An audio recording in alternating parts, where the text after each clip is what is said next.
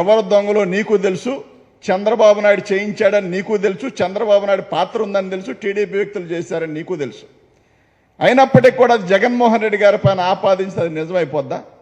వాస్తవంగా చెప్పు. Cinema actor Uday Kiran ఎలా చనిపోయాడు? పవన్ కళ్యాణ్ అనే వ్యక్తి దీనికి సమాధానం చెప్పాల్సిన అవసరం ఉంది.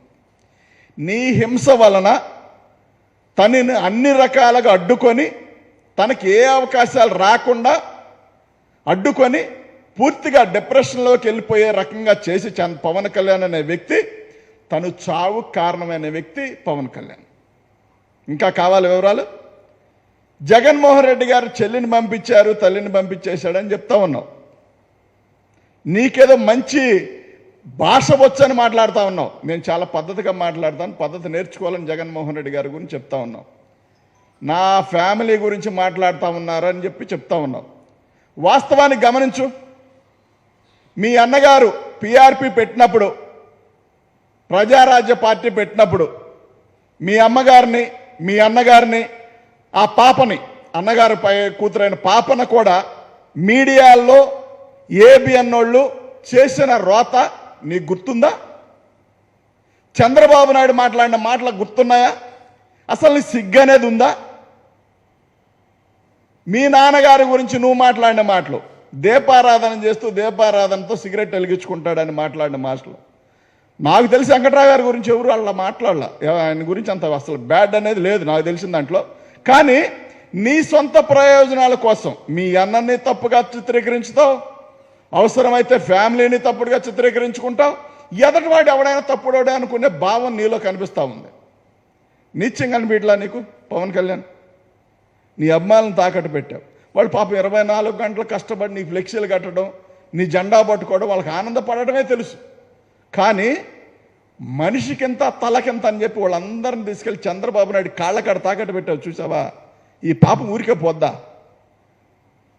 ఏనాడు నీ అమ్మాయిని నీ దగ్గర నుంచి రూపాయి ఆశించలా. వాళ్ళు సొంతంగానే కూలి చేసుకున్నా ఏం చేసుకున్నా పాపం నేను సొంతంగానే జెండాలు మోస్తారు, సొంతంగానే ఫ్లెక్సీలు కట్టుకుంటారు.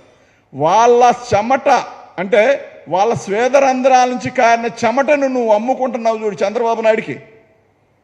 ఇదే నీచం అంటే. దీన్ని నీచం అంటారు. దీన్ని నీచమని రావు. తాడేపల్లి కోటని ప్యాలెస్ని బద్దలు కొడతా అని చెప్పి, అంటే నువ్వు బద్దలు కొడతావంటే చూస్తూ ఉంటారా? ఇక్కడున్న పోలీసులు తీసుకెళ్ళి అక్కడ ఏలాడదీస్తారు. ఆ కోట చివరిన ఒక స్తంభంలాగుంది జగన్ గారి ఇంటి పక్కన, దానికి ఏలాడదీస్తారు. గుర్తుపెట్టుకో, ఒకసారి వెళ్ళి చూడు. ఊసకాళ్ళు ఉదర పొట్టేసుకొని తిరుగుతావు నువ్వు. జగన్ గారు జిమ్ చేస్తారు, యోగా చేస్తారు, బాగా ఫిట్గా ఉంటారు. 50 ఏళ్ళు వచ్చినా కానీ షుగర్ లేదు, బీపీ లేదు. ఆయనకి షుగర్ లేదు, బీపీ లేదు. పాపం నీకు సకలం ఉన్నట్టుండే ప్రెస్టేషన్, బీపీ.